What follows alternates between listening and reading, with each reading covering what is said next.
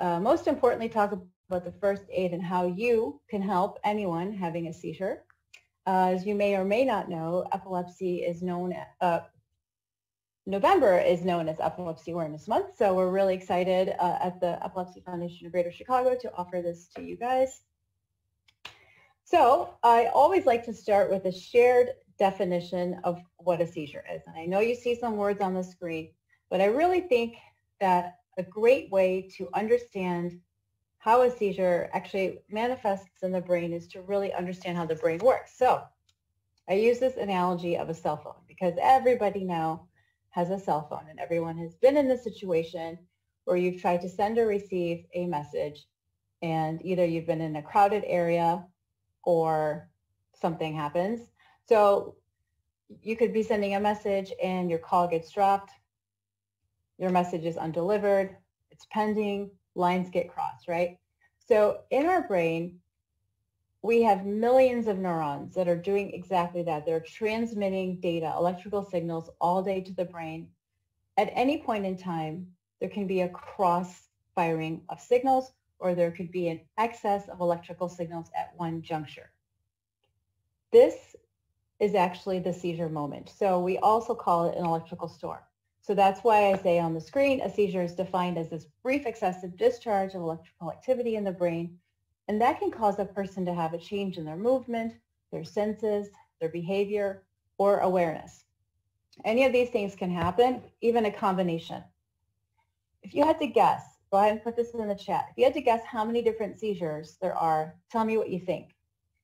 One thing I want you to always remember is that all seizures are temporary, spontaneous, and unpredictable. So once a seizure begins, there's really not much that you and I could do to end that seizure. So what we have to do is just make sure the person is safe.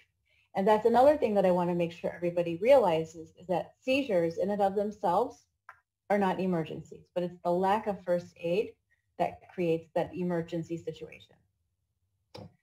All right, so there are more than 20 different types of seizures. Again, I cannot see the chat box now that I'm in a presenting mode, but I am wondering what you guys think. So there are more than 20 different types. All right, so let's talk about some of the causes of seizures. So I would say that in the variety of different seizure types, the greatest cause, the greatest subset is TBI, traumatic brain injury, is now the #1 cause of seizures. And it makes sense. There are a lot of people driving. There are a lot of people texting and driving. There are people who are biking and driving. There are lots of ways that people can sustain a TBI. Other common causes are going to be the very high fever, known as the febrile seizure, very, very common, probably the most common in children between the ages of 0 and 6. Alcohol, drug use and withdrawal, diabetes, other complications, brain infections and tumors, and other neurological illnesses are all very common causes of seizures. So having one single seizure is not going to be a definition of epilepsy. In fact, 1 in 10 people will have a single seizure in their lifetime. So then epilepsy is defined as this chronic neurological disorder by having multiple seizures. So I've been with the foundation for 8 years. When I first started at the foundation, we would say that if a person had a seizure once and then they had it at some point later in their lifetime,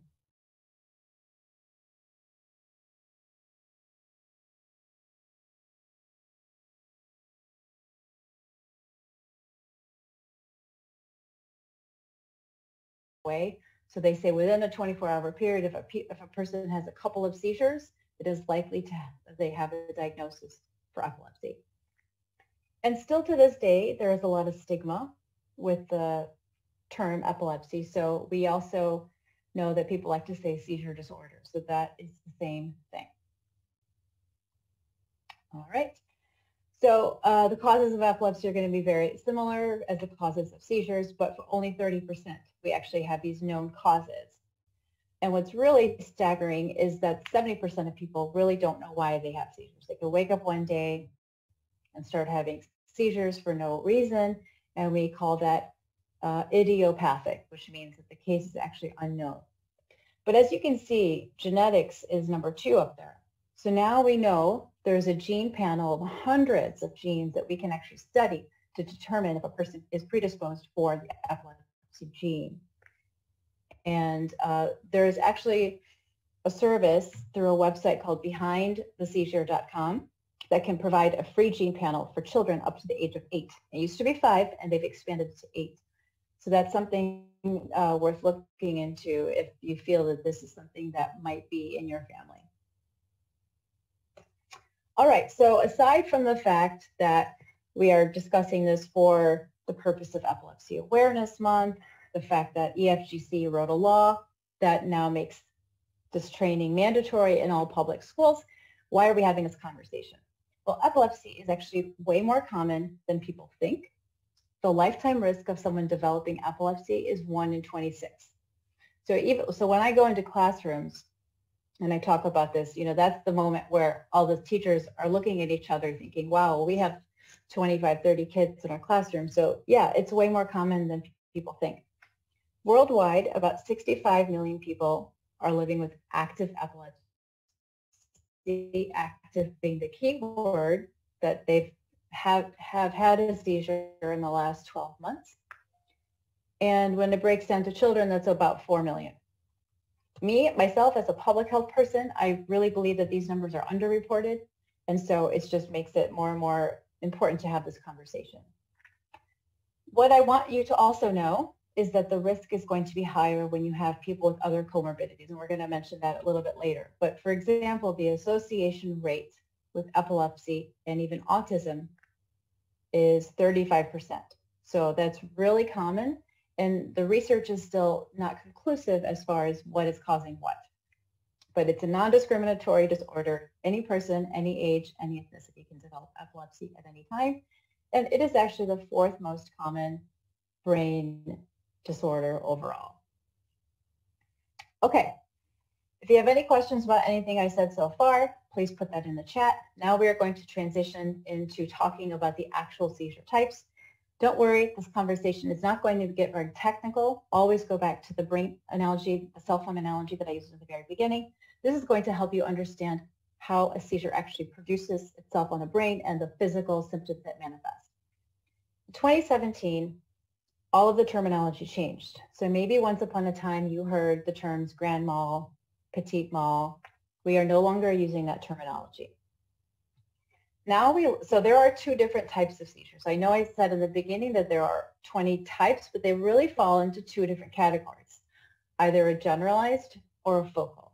So in a generalized seizure, you'll see I put a big storm on the top of the brain. So someone having a generalized seizure, it means that that electrical storm is happening everywhere in the brain at the same time. The entire brain is a part of that seizure. And so they can lose awareness, they can lose consciousness, and those symptoms are big, like convulsions, staring spells, muscle spasms, falls. Or a person may have what we call a focal onset seizure, which used to be called a partial seizure.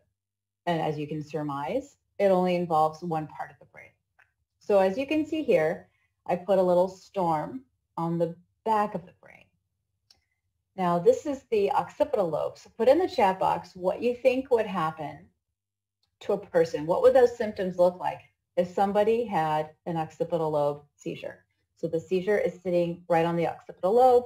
The occipital lobe is responsible for your vision. So if you guessed, and you guessed right, then you would say that's something related to their eyes. Yes. So we actually have a client who has occipital lobe seizures. So in the middle of her conversation, her eyes will just start blinking rapidly. It does not affect her conversation or anything except for the fact that she cannot control this blinking that's happening. All of that is to say that depending on where that seizure starts is what those symptoms are going to look like. All right. So now we're going to go over some of the seizure types. So a little bit more in depth. This is what once upon a time used to be called the petite mal seizure. It's probably the most common in the classroom, and it's often missed. So this is now referred to as the generalized onset non-motor seizure. It was also referred to as the absent seizure. So this is the seizure that looks like daydreaming. It's a pause in the activity with a blank dazed stare. You might see someone kind of looking off into space. They have this lapse of awareness. They might blink a little bit. They might have a chewing motion as well. If you've seen it, go ahead and say so in the chat box. But this is the one that looks like daydreaming. So a lot of times in the school setting, for example, and I'm going to use school as a reference a lot, teachers miss this, or they think that their students are daydreaming. And they're not. So if you even try to say someone's name or snap them out of it, it's not going to work because they've lost awareness. It's like that their brain is just kind of turned off for a few moments. And this can happen multiple times in a row, and we call that a cluster. So this is a seizure that often occurs in cluster. And no first aid is necessary here. A person will literally just resume whatever they were doing and go back to whatever. And they won't even know that they had that seizure. Okay, this seizure is what used to be called the grand mal seizure. If you have seen this, go ahead and put that in the chat box if you've seen this one. This is probably the seizure type that everyone thinks about when they think about epilepsy. And you can thank the media for that because they've really kind of magnified this one. It's not even the most common. It's probably 25% of all the seizure types, but it is the biggest one to see. This used to be called the tonic-clonic, and now we refer to this again as a generalized onset with motor symptoms. So this begins with either a moan or a hoarse cry, followed by this loss of consciousness and then a fall to the ground. And that hoarse cry or the moan that you hear is simply air that just gets compressed out of the diaphragm. The person is not in any pain at all. But that's the first phase, which is the tonic phase. So that's the tightening phase. And so you'll see someone stiffening. They'll fall down to the ground and they start stiffening up right away. And some people might just stay here and they do not go on to convulsions. But the second phase is the clonic phase, and that's the convulsive phase. And that's where arms and legs can be convulsing, eyelids can open and close. Anything that is a muscle will be contracting. It can be very scary to watch, but our job as a bystander is to allow this person to have that seizure in the safest manner possible. Other things that you might see could be shallow breathing plus drooling, and the combination of those two things can create foam at the mouth. I've also been told that some people turn blue. So if you know someone who has this seizure type, what I highly, highly strongly recommend is you get as much information as possible so that you know what you're looking for. If someone's mouth turns blue, if someone has a loss of bladder control, you want to know these things so that you know what to rule out as an emergency. Now, while this can seem like an eternity to watch, it generally does last a couple of minutes. Anything beyond 5 minutes is considered heading into the territory of a medical emergency. And that 5-minute mark is critical. We're going to talk about that a little bit later. But that's heading into the prolonged seizure category and eventually status epilepticus, which I know sounds like a tongue twister, but it is actually a very dangerous state, and we want to make sure that our people do not head in that direction. As you can imagine, a person coming out of the seizure will be exhausted, so the appropriate first aid will be necessary here. All right, so now we're going to focus on two of the focal seizures, two of the most common that you might see. This is just a nice little intermission here to remind you of the different brain lobes. And again, wherever the seizure is sitting is what the symptoms will be forthcoming. All right, so this is a seizure that used to be called a simple partial seizure. It is also known as an aura, which I think is a gift. Not everybody has an aura, but sometimes people do have this feeling. Maybe they have a funny feeling, maybe they have a tingling in their hand, and that is a clue to them to know that a bigger seizure is about to come. So in this seizure, now remember, these only impact one part of the brain. So it's not like a complete shutdown of the brain. This person here is awake, alert, and aware the entire time. they're having a seizure. And what happens next is either they have these rhythmic movements or non-rhythmic movements. So the rhythmic movements can be things like twitching their arms, tapping their chest, the eye twitching that I was mentioning early on. These are examples of that kind of rhythmic movement. Or, and where it gets really confusing, is someone having a non-motor symptom, such as a change in their smell. Remember, the sense of smell, or any of their senses actually, is one of the things that can happen in a seizure. So they can have an altered sense of smell, taste. We've had clients tell us that they smell oranges, they hear ringing bells, they feel tingling in their hand. We have an adult client who has psychic symptoms. So he has hallucinations of Popeye the Sailor Man. Remember Popeye? So that's super random, and that's his seizure. And it's not going to be obvious, obviously, for the bystander who's not aware of what's happening. So it's really important for someone who has this seizure type to make sure that they get whatever care that they need, whether they're in a classroom setting or in an office place setting, so that they're not misunderstood or confused with something else. Because often this gets missed, and someone could accuse them of just acting out or whatever. So super quick seizure here, no first aid is necessary. Also known as an aura, this can also be something that leads to a larger seizure. The last seizure that I want to discuss is called a focal impaired awareness seizure, also known as a complex partial. So I know that's a lot of words, but really what we're saying here is that it's still a focal seizure, but the person's awareness is impaired, meaning that there is a bit of a delay between what is happening in their brain and the physical manifestations of the actual seizure. So most of the time awareness is impaired, and their consciousness, they're still conscious. Very few times they'll actually lose consciousness. But this one often begins with a blank dazed look. They'll just kind of gaze off into space, and they go into this repetitive, purposeless movement. So it's key that it's repetitive. So maybe this time someone is wringing their arm, but now they're not even aware that they're doing it because, again, their awareness is impaired. Or maybe they were sitting at a desk and all of a sudden they get up and they start walking. And it looks like, they might be pacing. It looks like they're sleepwalking, but it's aimless walking and they have no idea what they're doing. Or they have nonsensical speech. We have adult clients who have had aimless walking.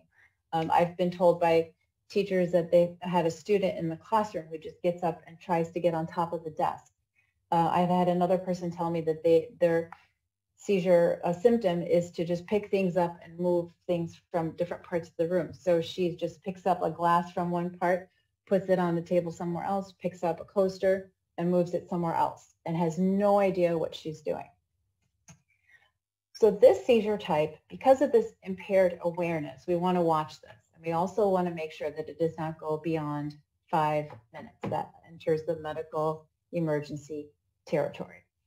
As you can imagine, if you can even imagine someone aimlessly walking, this person could be often confused with drunkenness, drug abuse, or aggressive behavior. So this person in particular, we want to make sure they have some medical ID bracelet or something on them to make sure that they are safe. Okay, so now, if there are any questions about any of what I just discussed, please feel free to put them in the chat box. We are now going to try something here. So this, if I was in person in front of you, this would be like a pop quiz on first aid. Appropriate first aid for the generalized onset convulsive seizure. I also want to hear from you what you know you're not supposed to do. There's one thing that you're not supposed to do.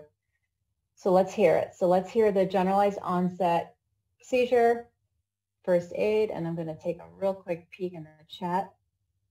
Love it, love it, love it. You guys are so smart. Love this. Awesome. Oh, keep calm, number 1. Yes, thank you. That's always my favorite one. Stay calm and track the time. We want to move the people away from, we move items away and move other people away rather. So you want to keep the person safe, turn them onto the side, does not matter what side. The idea is just to keep the airway open. So if they were eating or drinking anything, it just comes out. Perfect. Never put anything in a person's mouth. Excellent. Let's talk now about this last seizure type. So let's say you have a person who's wandering. What does that first aid look like? I'm going to go back to the chat box.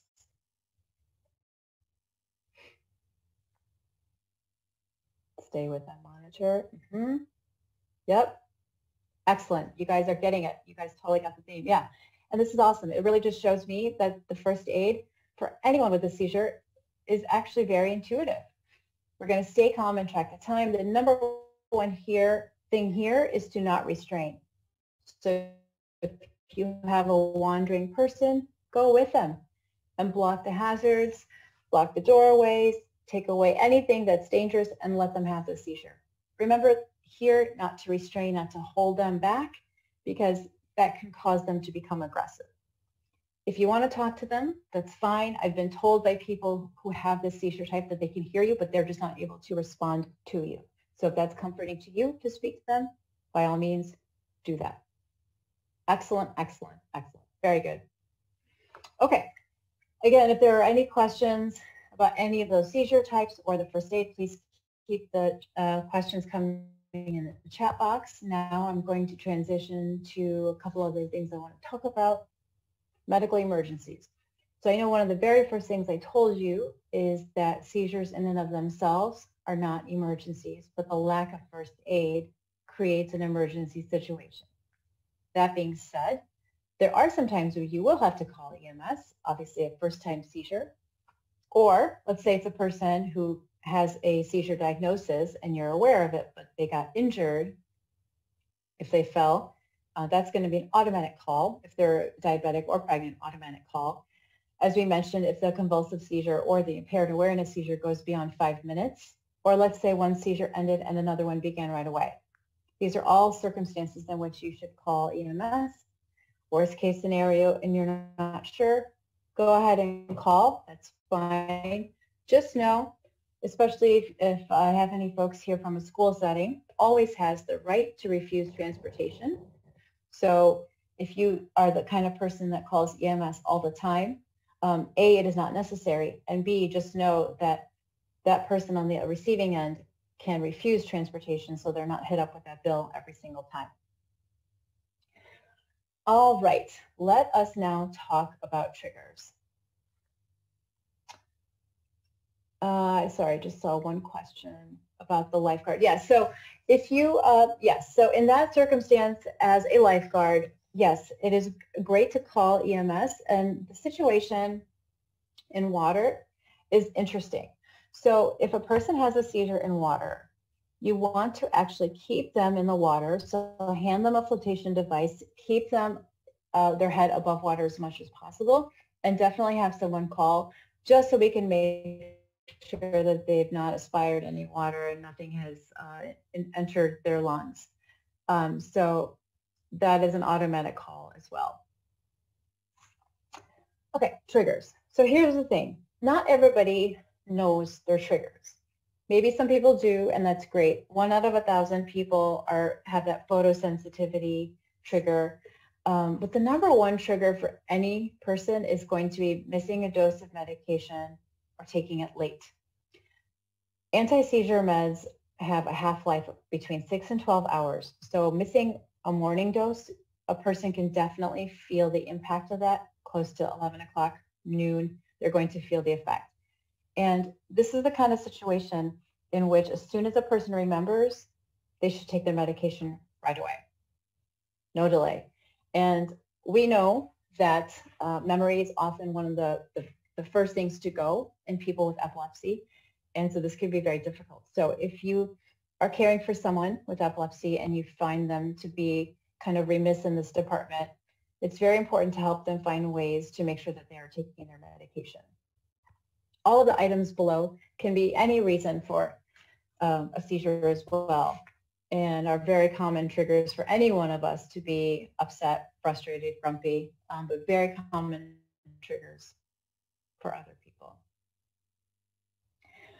All right, so now I'm going to transition into treatment options. So you've understood a little bit about the prevalence, the seizure types, the type of epilepsy. We talked about first aid. So now let's talk about management. How does a person manage their epilepsy? So the first course of action is going to be anti-seizure medication.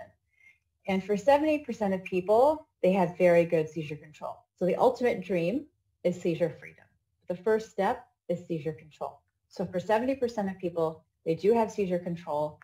There are multiple anti-seizure meds, and this class of medication is highly interactive. So it's very important, again, if you're caring for someone who is taking anti-seizure meds, that they let their physician know all of the medications that they're on, because there are lots of interactions that can happen, and it's very important to make sure that you let your physician know what you're taking. So let's say there are the 30% of people who are not getting anti-seizure medicine control. So what are their options? Well, one of the first options they can try is Epidiolex. And if you have had any experience with Epidiolex, I'd love to hear that in the chat. Epidiolex is now FDA approved. It was FDA approved in 2018. It is a synthetic form of CBD, so there's no THC here. Because it is FDA approved, it is allowed to be dosed at school. In Illinois, we have an act called Ashley's Act, and it was based on this mom who had to keep on picking her child up, taking her off school property, administering her CBD, and taking her back to school because it was not allowed to be dosed at school. As soon as this became FDA approved, all of that changed, and she's allowed to keep this at school. Big, big win. This is not one size fits all, and it was actually done at Lurie Children's for 2 studies, 2 syndromes of epilepsy, Dravet and LGS, and it was found to work very, very well in those cases. But Epidiolex, again, it's not one size fits all, but it is a great first step for families who are not able to get very good seizure control with medication.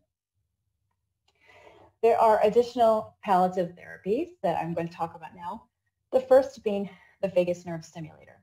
So if you look at the green guy here, I have this little generator that is surgically implanted right under the left chest, and it's connected to the vagus nerve. There are 2 kinds of generators on the market.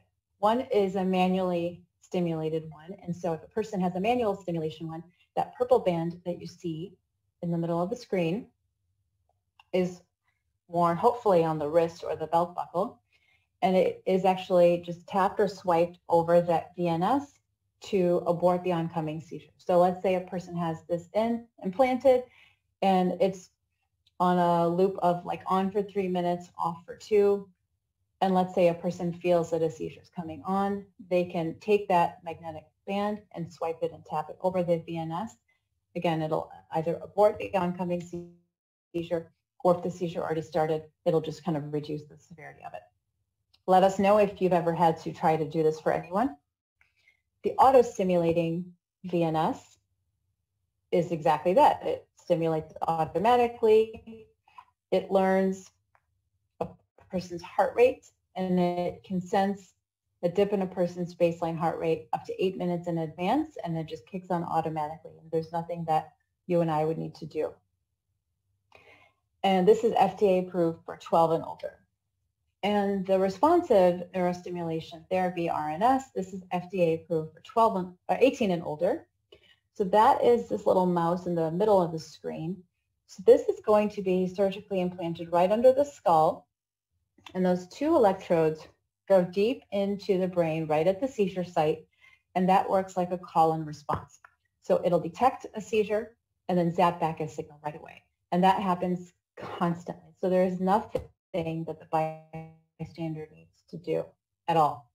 And the great thing about this technology is that when they go in and visit their epileptologist, he or she can just wave a wand over the RNS and it uploads all of the seizure information up to the cloud, and they're able to read the frequency of seizures, and if they need to adjust any of the stimulation frequencies, they can do that right there.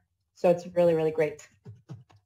I also want to mention that these options are available for any person as soon as they fail 2 medications. So if a person is on medication and it's not working and they try something else and that's not working, they're already eligible for these therapies. It's not really worth it to keep trying different medications when these are great options available. So we always want to make sure that we let everybody know that these are out there and that people should ask their physicians for these other options. Laser ablation is also an alternative, and this is obviously done when a person becomes a candidate. Someone who has a generalized seizure is not a candidate, of course, for laser ablation. But this is something that can be done in a day and ablating the area exactly where the seizure is coming from. Keto diet. How many of you have ever tried it? The ketogenic diet actually works very well for very difficult to treat seizures. It especially works very well in children, but it's very strict. If you've ever tried it, you know that you cannot get off of it. And as soon as you do, you're off. So it eliminates any sugar. Not a grain of sugar is allowed on this diet, but it does work really well. Here in Chicago, we are really fortunate to have the Lurie Children's Keto Clinic as well as the Comer Children's Keto Clinic. Rush does have an adult keto clinic as well. It's a great alternative, or it's a supplement to what you're already doing. Okay, we are now going to talk about the rescue medication. So my next few slides focus on rescue medication. So I'm going to have you dial back your brain and let's think about that 5-minute mark for the person having the convulsive seizure. Remember I said we want to make sure that the person doesn't go into the prolonged seizure territory or a status epilepticus. And the reason is, as soon as the brain starts heading in that direction, it starts to release these new enzymes to the body, and it tricks the body into thinking that this is the new normal. And that's why a person can go into that status for as long as 30 minutes, 2 hours, 3 hours, 4 hours. And we want to make sure that a person doesn't get into that territory. So how do we do that? The gold standard is an IV of Valium, which I am sure you and I don't have access to. The next best thing is going to be a gel form of Valium, and that is called Diastat. So this is a caregiver-approved gel form of Valium that is administered rectally. Yes, I said rectally. It is the quickest way to get Valium into the body, obviously without the IV. It is covered under the Good Samaritan Act of Illinois. For those of you who are in Illinois, I am sure there is a similar law in your state. But basically, all rescue medications fall under this so that you are not fined or sued for trying to administer this to someone. There are other options here as well. So there is there's also Nasolam. Nasolam is a nasal spray, and it's very much like Flonase, and that was FDA approved in 2019. So thank goodness we have other options on the market, because as you can surmise, Diastat is not the most comfortable to administer to even like a middle school child, let alone an adult. Nasolam is out there on the market. It's midazolam, and it is FDA approved for 12 and older. It is great for cluster medications. And we also now, as of this summer, have a third rescue medication that is approved by the FDA, and that is called Valtoco. That is also similar to Nasolam in the administration that's given in the nose. And another big win in the Chicago public schools, for example, is that children are allowed to self-carry. And so if they sense clusters of seizures are coming on, they can self-administer. So these are rescue medications that are out there. Just a few more slides, and then we'll make sure to post the post-training link here. Some things I wanted to mention are some of the comorbidities that I've briefly touched on some of these, but epilepsy is the 4th most common brain disorder, but it often occurs with other comorbidities. And so it can, like we talked about autism. Autism and epilepsy have an association rate of 35%, so we don't know which causes which. Migraines are a very common occurrence, depression and anxiety. I read a survey once that about 80 to 90% of all people with epilepsy have some degree of depression or anxiety. And as you can imagine, not knowing when a person's seizure is about to happen can definitely cause a lot of anxiety. So we at the foundation want to make sure that we get as much information to our clients, that they take control of their seizures, they take control of their lives, and they learn all of the skills and tools to help them. And so by you coming here and taking a class on seizure first aid certification, it's going to help someone in your life. Just by you knowing what to do, it helps calm another person down. All right, so this is actually one of my last slides, so kind of just transitions into what we're talking about in terms of the foundation. So again, we at the Epilepsy Foundation of Greater Chicago, we offer education. So we were the 4th state in the country to pass the Seizure Smart School Act. And so that requires a version of this training, mandatory in all Illinois public schools. And so we're really excited about that. That actually went into effect in July of this year. And other states and other affiliates are following suit and are doing the same. So that's really exciting. But we offer this training free of charge. We can come to your family school, your business. We've done the Chicago Police Department, libraries, you name it, we will do a training. You put a human in a room and we will do a training. Obviously, everything is virtual now. So that's the only situation now. In terms of art therapy, we have lots of great programs that we also offer. We have case management and clinical services. So again, if you're in the Chicago area where we service 44 counties and our affiliate, we offer these services as well. One thing I wanted to mention is to dial back a little bit before we kind of end here is the difference between an epileptologist and a neurologist. I know I kind of mentioned that briefly. A neurologist, as you know, is someone who specializes in the brain, but the epileptologist is the person who has an additional specialty, additional training in the field of epilepsy. So a person who's diagnosed with epilepsy can easily see a neurologist, but that person is limited in their scope when it comes to the VNS or the RNS. So it's very, very important to make sure that if you are dealing with someone who has epilepsy, that they get the best care. And here in Chicago, we have 7 epilepsy centers. So we're really, really fortunate. If you have any questions about finding an epileptologist, let us know. And we're happy to connect you with anyone else and any other affiliate. So that's something I wanted to mention. Another thing I wanted to mention is the Seizure Action Plan. So in the Seizure Smart School Act that we wrote, and I did write that, so if you have any questions on that, let me know. One of the main components of that was the Seizure Action Plan, and that is something that we're happy to send you as well. It's available on our website, epilepsychicago.org. It is excellent. It's an excellent tool for any person with a diagnosis of epilepsy to have on hand. And what it does is gathers information so that you have everything you need right there, the diagnosis, the seizure symptoms, the type. You know, are you the kind of person that will wring your arm, tap your chest? Does that person need to be, does someone need to call EMS at minute 3, at minute 4, at minute 5, etc.? So it's really great, and we highly recommend that everyone who has a diagnosis of epilepsy has that seizure action plan.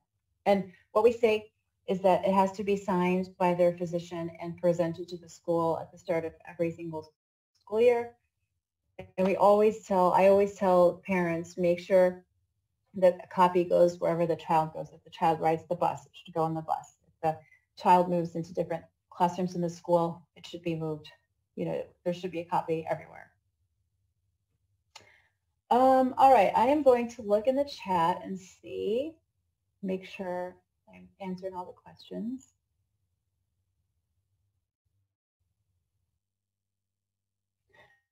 SUDEP. So I see SUDEP in here. So yeah, SUDEP is really important. So right now there's no cure for epilepsy. There is seizure control. There's medication management. One thing that's really important to understand is the risk involved in seizures. And about 1 in 1,000 people have the risk of dying from a seizure, and that is SUDEP. So that's sudden unexpected death in epilepsy. And there are some statistics as to like demographics of like boys versus girls, but really not much is known in that territory. But a lot can be done. So there is an organization called the Danny Did Foundation, and they specialize in devices. So if you are caring for someone, or you yourself are someone who is susceptible to having nocturnal seizures, it is really, really important that you either wear a device that would show seizure activity. I believe one of the new Apple Watches has an app. There's a brand of watches called the Smart Monitor, or you can also get devices for the mattress that can show seizure activity and alert someone. So it's really, really important that if you are at someone who is at risk, or if you know someone who is at risk for nocturnal seizures, that they get a device. So that organization, again, is called Danny Did. They are also located in Chicago. They're great friends of ours, and I highly recommend them.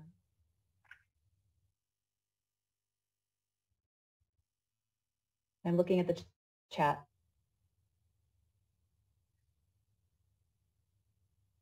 Happy to hear that the keto diet has been helpful. This meeting is not being recorded. We will have another meeting, another training rather, in December, so you can let anyone know who you'd like to join. I'm happy to hear that people are using Valtoco. That's great. So I wanted to mention something about the ketogenic diet and sugar. So the reason why that works is that average people use carbs that come from sugars to source their energy. But people on the ketogenic diet do not have any carbs, very, very low, and no sugars. So their source of energy comes from fat, and fat is burned fast. And so that is why they're on a very strict diet of, whatever they have on that diet measured out for the days what they can eat. So all their energy is sourced from fat. So that's great that you've noticed the difference.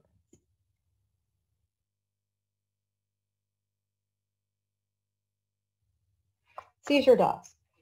Seizure dogs, I believe, Kimberly, if you can throw out the website, I believe it is paused, but I don't remember off the top of my head. I've met a variety of different people who have said that getting a dog has been a life changer.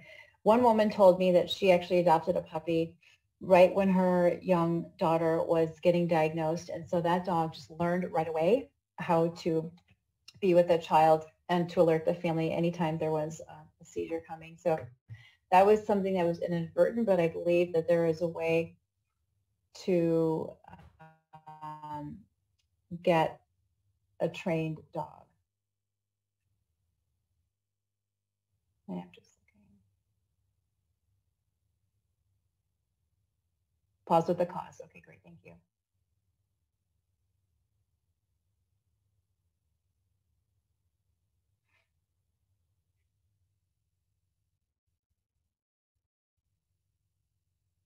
Any other questions of anything else that I didn't mention?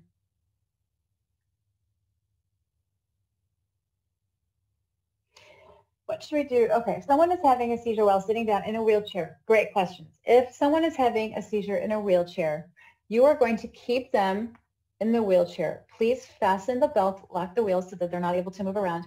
Keep their head upright, and when they are done, you can remove them from the wheelchair. And similar to the bus. I'm sorry, the code is not working. Okay, I think my team is trying to figure that out. That's strange. We might have to get the code emailed to you guys. In the school bus, so what I've always educated to bus drivers is that if you're transporting a student let's say a student who is riding the bus, that kid should get on first, or they should get off first and on last. The bus driver should pull over and let the child have of the bus. But that's the best case scenario. But that's an example of why that person who's riding the bus should be wearing a medical ID bracelet. And sleep monitors. So I would recommend, again, the Danny Did Foundation. There are devices you can stick right under the mattress. That's probably going to be better for someone your child's age. Your son, as a 2-year-old, probably wouldn't want to wear a watch. But I would definitely look into the mattress monitors for sure. Danny Did is right there. The action plan is available on our website. I'm sorry, I was reading bus.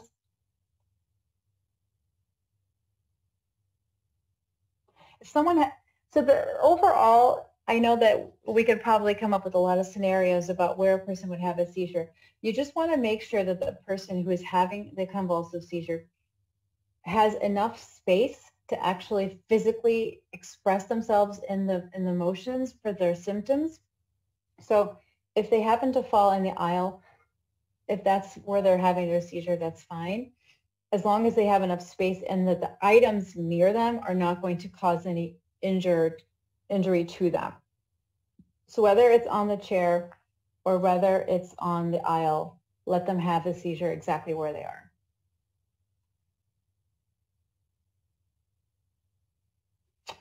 If the seizures are not convulsive, then if you want to have them wear like an Apple Watch or something that might just detect a seizure activity, that would also be good, just so that you kind of know. But I would say that some sort of like on the body monitoring is best for that person. It's not likely that the Apple Watch can detect the absent seizure, but I also don't have an Apple Watch, so I'm not 100% sure on that one. But I would definitely check with the Danny Did Foundation. Exercise can help with epilepsy in the sense that you are reducing several risk factors for the person living with epilepsy. You are reducing anxiety. You're helping them regulate their heart rate, their baseline heart rate. It's staying low. You're helping them regulate their diet. I mean, diet and exercise are critical for people living with epilepsy. And sleep.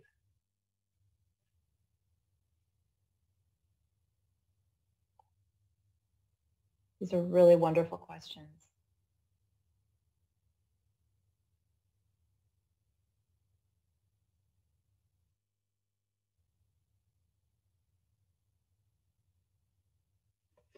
Fasting or eating one meal a day a cause of seizures? That's not something I can say. I don't know.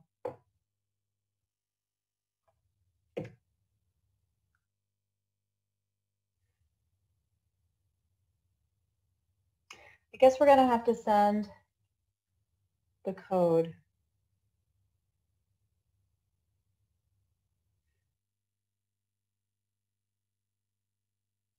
I'm not sure why it's not working. Yes, if a person's blood sugar level can drop too low, it can trigger a seizure, especially if they're diabetic. Obviously, that will definitely trigger a seizure, but it can definitely be a trigger.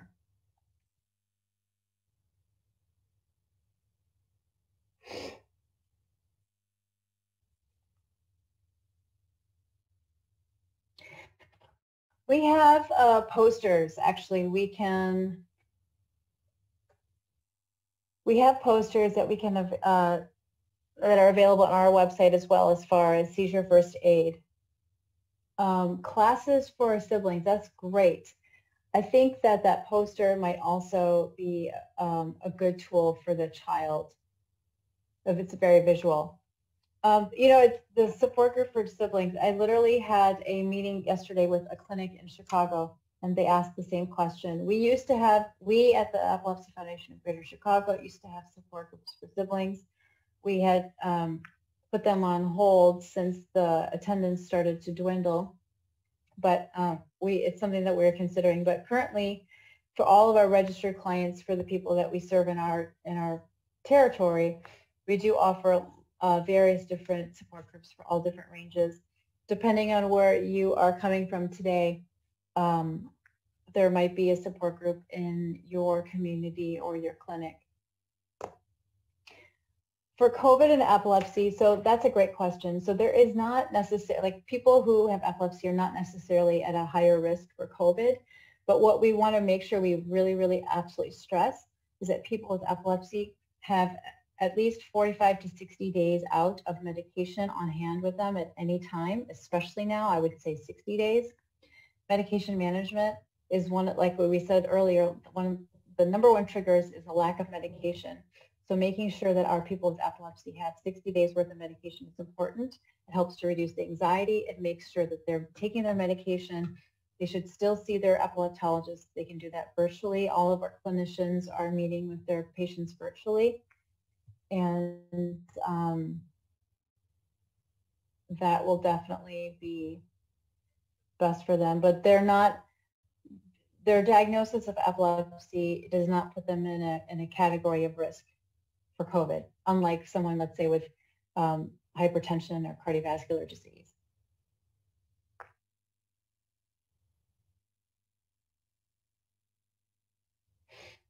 You are welcome.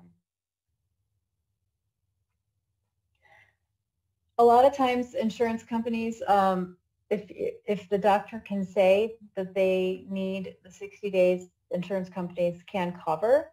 A lot of companies also have programs in which they are able to provide extra medications. But all of the physicians that we work with are stressing 45, 60 days. So perhaps it can come with physician referral.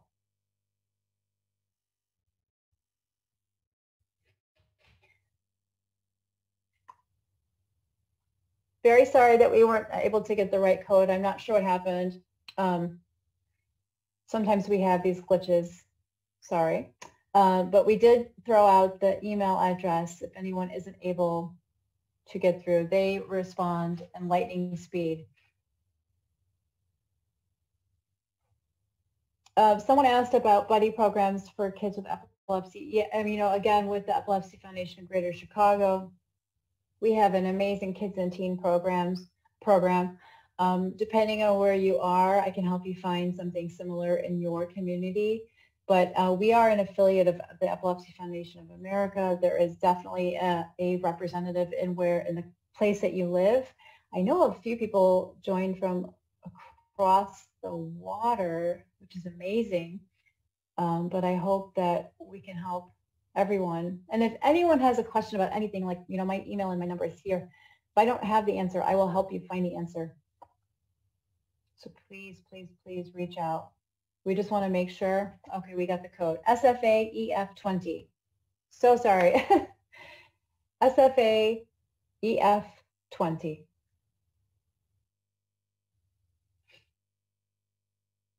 Thank you all for your kind comments. Really appreciate you all coming in.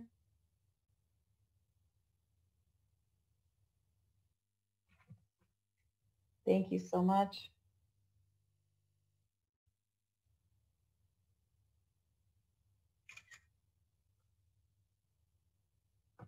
I want to thank my team for answering all the questions.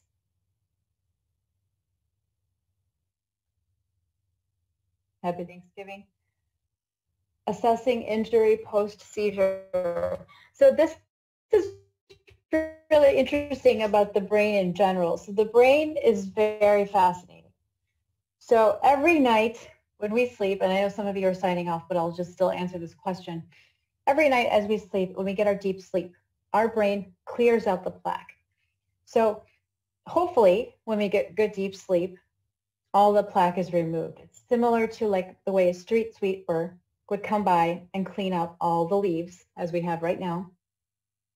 But if a person doesn't get good sleep, it can't do its function. All that cleaning doesn't happen. All the plaque doesn't get removed. So it's very difficult then to really ascertain the damage that's done in a brain overnight. So a person would have to have a brain scan or a sleep study to really understand what's happening in the brain. And so post-injury, it would take maybe 24 hours to 7 days of a sleep study to really kind of look at the brain, because it's not easy to just go take a snapshot and see what's happening in the brain.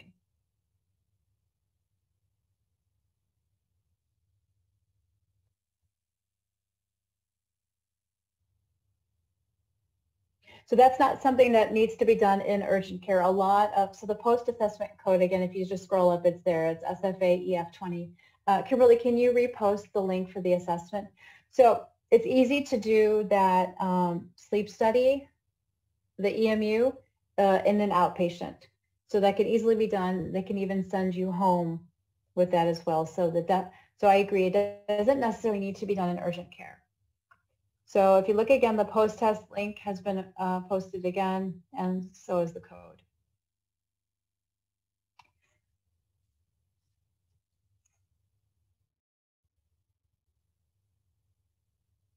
So if you liked what you heard today, we thank you so much.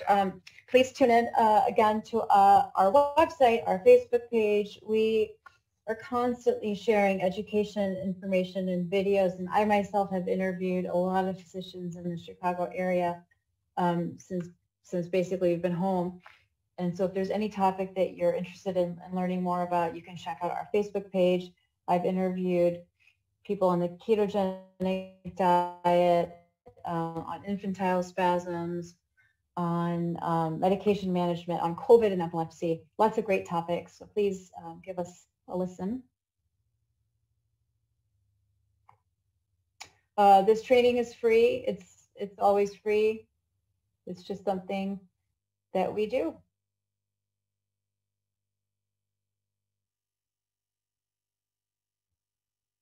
Thank you all for coming. If you can do me a favor and tell one person something that you learned, that would make me feel amazing. Very happy to hear that everyone has learned a lot. Again, visit our website. If you have any questions, come back again. If you really want a copy of my slides, send me an email. I can send you a PDF.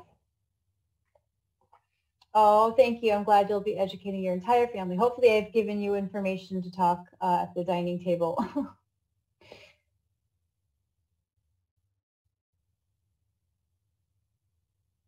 Thank you. Yes, over 20 different seizure types. Isn't that amazing?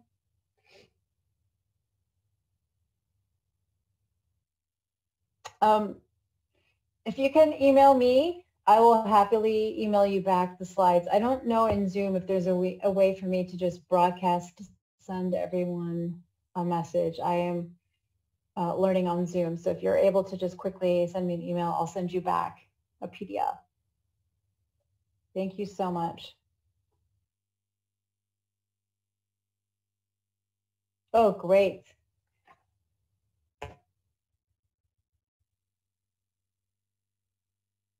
Wonderful.